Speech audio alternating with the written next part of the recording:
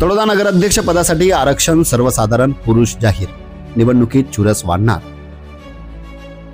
सर्वांचे लक्ष लागून असलेल्या नगरपालिकेच्या प्रभागनिहाय आरक्षण सोडतीत आज नगराध्यक्ष पद सर्वसाधारण पुरुष राखीव जाहीर झाले असून यामुळे नगराध्यक्ष पदाच्या शर्यतीत रंगत आणखी वाढली आहे। आरक्षण सर्वसाधारण सुटल्याने भाजपमध्ये इच्छुकांची संख्या वाढणार असून गटबाजी तीव्र होण्याची शक्यता व्यक्त होत आहे। भाजपकडून माजी नगराध्यक्ष अजय परदेशी, भाजपचे ज्येष्ठ नेते व प्रदेश कार्यकारिणी सदस्य डॉक्टर शशिकांत वाणी, माजी उपनगराध्यक्ष भाग्यश्री चौधरी यांचे पती योगेश प्रभाकर चौधरी, युवा नेतृत्व म्हणून ओळखले जाणारे जितेंद्र लक्ष्मण सूर्यवंशी, भाजपचे सरचिटणीस कैलास चौधरी तसेच शहराध्यक्ष गौरव वाणी हे इच्छुक असल्याचे खात्रीशीर वृत्त आहे।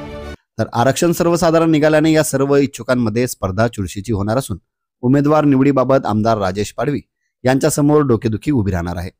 भाजपात आधीपासूनच दिसणाऱ्या गटबाजीला आता अधिक खतपाणी मिळणार असल्याचे चित्र समोर आहे।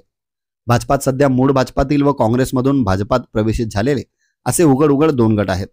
पक्षाच्या कार्यक्रमस्थळीही यांच्यातील गटबाजी जाणवते।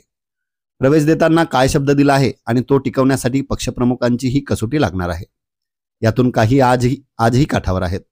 उमेदवारीवरून तळ्यात मळ्याचा खेळ रंगेल अशी राजकीय वर्तुळात चर्चा सुरू झाली आहे। दुसरीकडे शिंदे गटाकडून आमदार चंद्रकांत रघुवंशी यांच्या नेतृत्वाखाली माजी नगरसेवक हितेंद्र छत्री यांचे नाव चर्चेत आहे। तसेच नुकतेच काँग्रेसमध्ये प्रवेश केलेले माजी मंत्री पद्माकर वडवी यांची भूमिकाही महत्त्वाची ठरणार आहे। काही प्रभागात काँग्रेस अजूनही प्रभावी आहे, तर नगरपालिकेच्या निवडणुकीत माजी आमदार उदयसिंग पाडवी यांची मोलाची भूमिका मानली जाते।